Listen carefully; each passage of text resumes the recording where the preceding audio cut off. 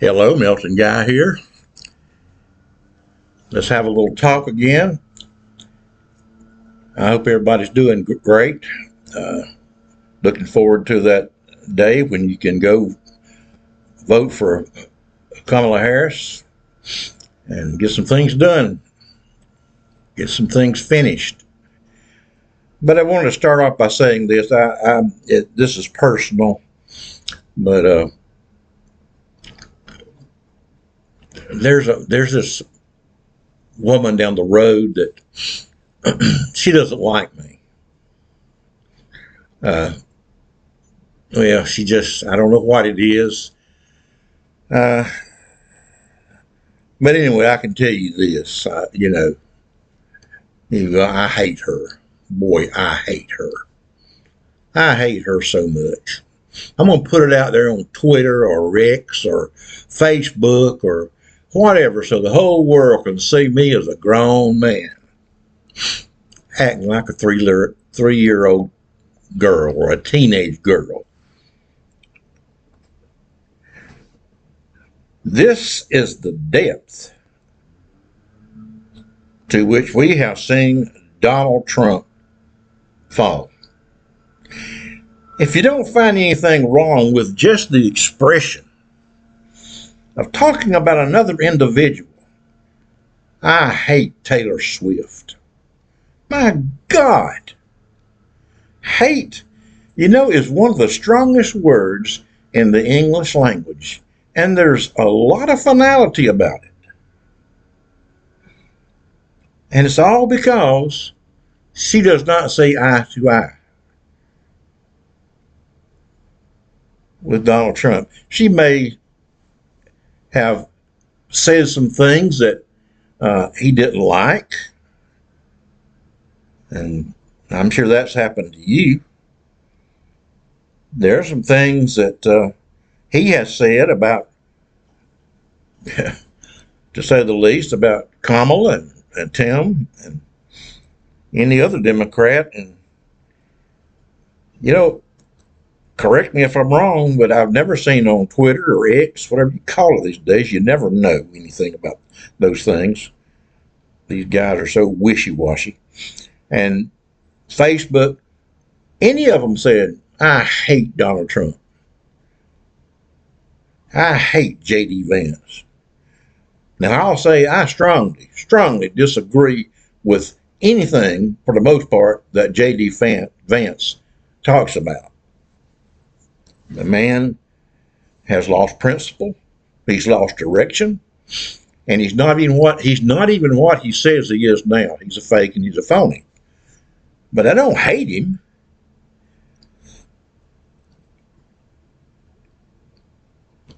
But you get my point. This man who wants to be president of the United States, who wants to be the most powerful man in the world, if that's the case, control the free world, which means getting along with the free world, comes out and says, I hate Taylor Swift. I hate Taylor Swift. It's all back to the same old thing. Donald Trump cannot stand. He cannot allow it to appear that someone has the upper hand on him, that he lost something, that he didn't do the best of everybody else. So what he does, he claims he does the best of everybody else. He claims he wins all the time. And as we know, he absolutely does not. Gaslighting is one of his biggest things. When he says the whole world was laughing at us, telling Joe Biden that, and he was absolutely right. He did tell the truth there, but they're laughing at us because this country has allowed Donald Trump to become the influence that he became and is.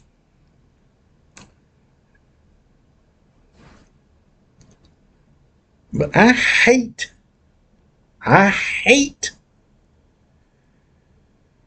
Taylor Swift, all because she endorsed another candidate. This is our man.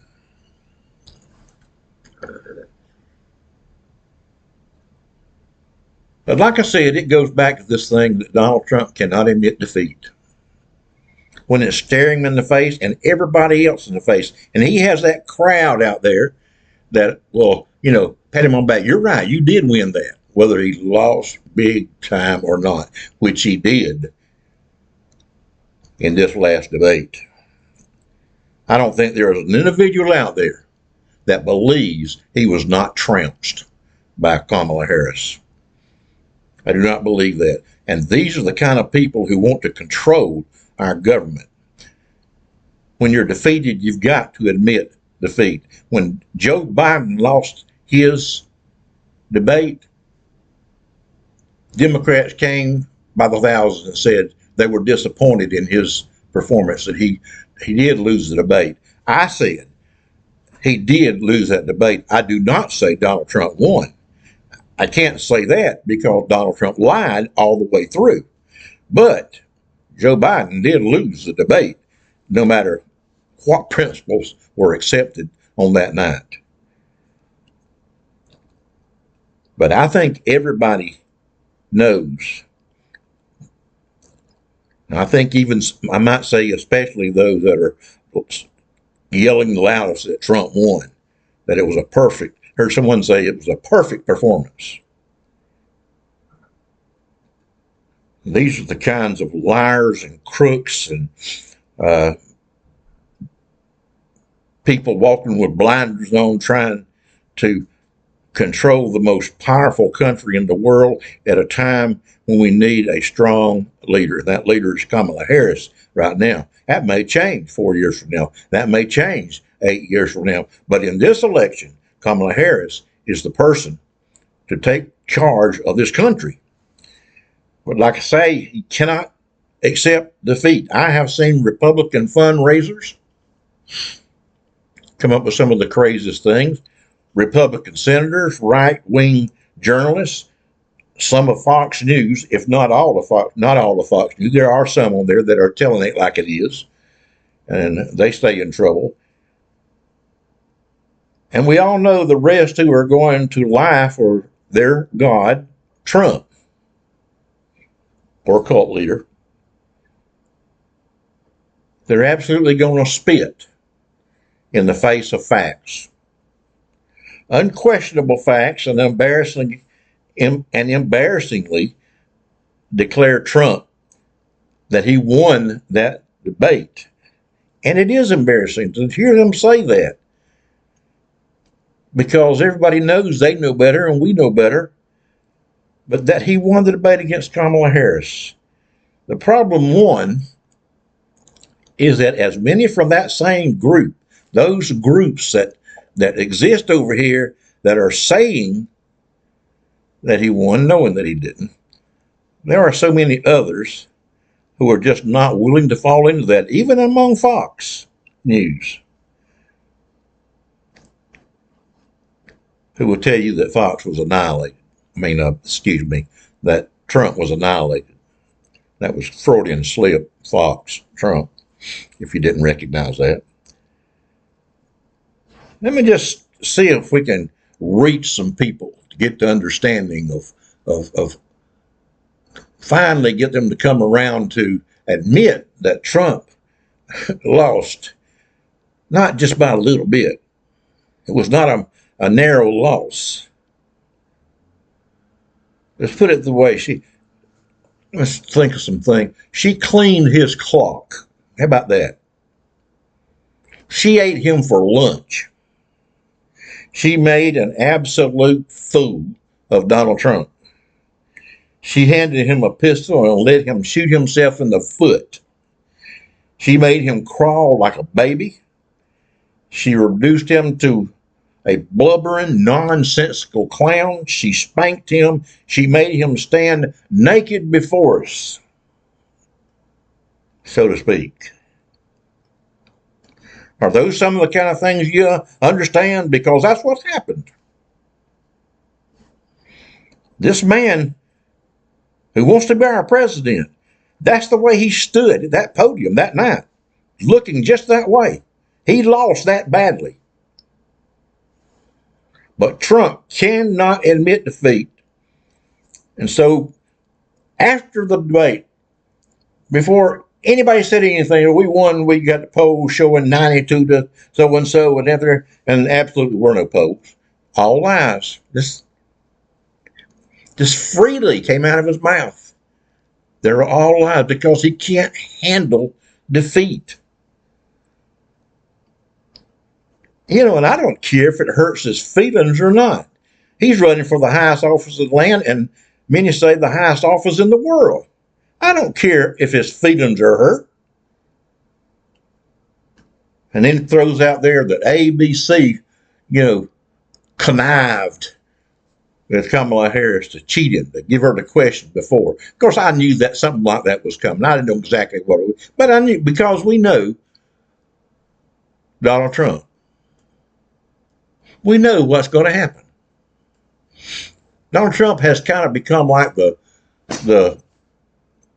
I might have mentioned it before, that the boy who cried wolf. It's happened so many times that we kind of know what's going on.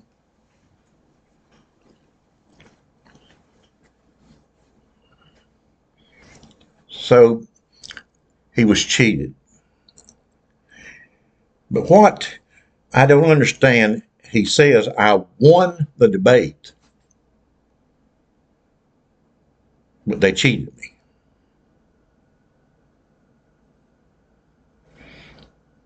And you see this in other things. Trump just not being able to admit to defeat. There will always be an excuse, even in the latest alleged assassination. I may take some heat for saying it that way. Don't mean anything by it, but even in the latest alleged assassination, no, we'll not change that. He blamed that on Harris because she was saying bad things about him. Bad things about him. Well, Democrats aren't shooting Democrats. These are Republicans shooting Republicans, not Democrats shooting Democrats. And this has been the legacy of Donald Trump, to talk trash way beyond mudslinging about his opponents. Sanctimonious Ron. The way he talked about Ted Cruz and Ted Cruz's wife, and at times about Lindsey Graham. He cannot say anything without dragging somebody's name through the mud just a little bit, and sometimes a lot. And he needs to stop bringing up and building on this assassination thing. It's a terrible thing. I denounce any kind of violence whatsoever. That's the kind of gun that they found this guy with, that I've been trying to get them to understand that nobody needs to have one of those in their home, period. It sounds like this man had a mental problem. So how did he get it? And again, Democrats don't want your hunting guns or your guns of protection. We just want assault rifles. We want better background checks. But MAGA, as it sits now, has taken on that personality of Donald Trump. And they don't want to admit the defeat. So we're never going to see anything as long as MAGA is in control about any kind of real, true, progressive gun legislation. I've accepted that. It doesn't matter if we have 10 school shootings a week. It's not going to change. The first ones to speak out, and we have that, not the Democrats, it's Republicans. First thing they say is, well, they're going to come up with this, looking into the gun laws again. And, well, why wouldn't we? That seems to be the normal thing, but that normalcy is on hold for a little while. But speaking of assassination, and his inability to even give a little bit and say, yeah, I might have lost that. I didn't do as well as I should have. No, he won it. He was cheated. And that's the way it is everything that he's ever done. In 2016, Donald Trump said if he lost the election, he would not accept it. So whatever happened in 2020, had Hillary won the election, we would have seen that in 2016, 2017. And he's doing it again this time. But he's big on assassination. And I want to remind people, they may not associate this way, but no one has been more guilty of assassination attempts. No. Attempts and actual success in assassination than Donald Trump. This man has assassinated our Supreme Court with his manipulative, underhanded, backroom parlor tricks.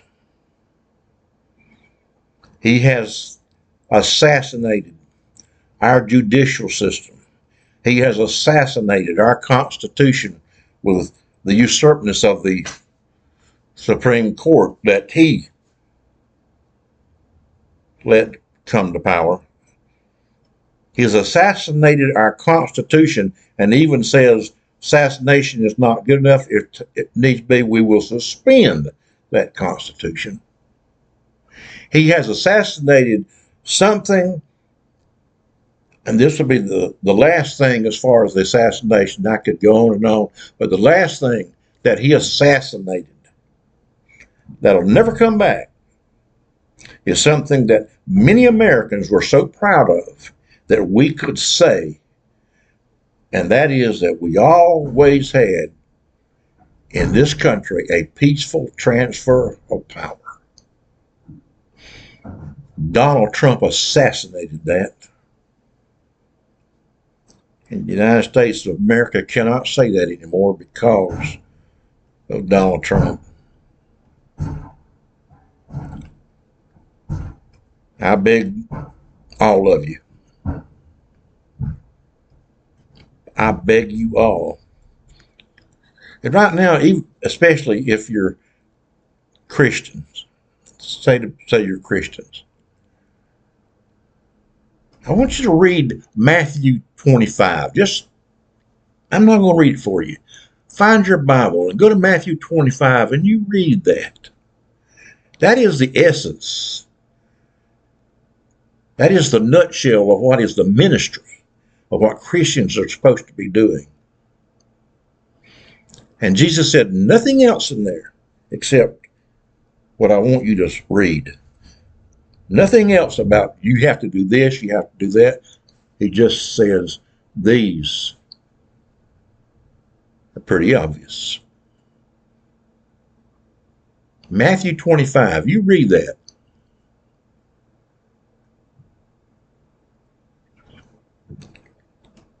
And by the way, about the debate,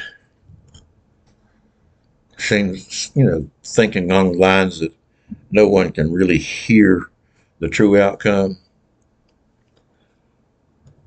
Kamala Harris put him over her knee and spanked him like he was her little boy and he had been misbehaving. That is how badly she beat him. And in this campaign and fundraising, she still has him over her knee. As I said, I'll be voting for Kamala Harris and Tim Walz. I think there's an evil that's taking place in the MAGA part of the Republican Party. There's some good people in the Republican Party, And they should be wanting to get rid of these people as badly as I do. As evil as they are, I don't hate them.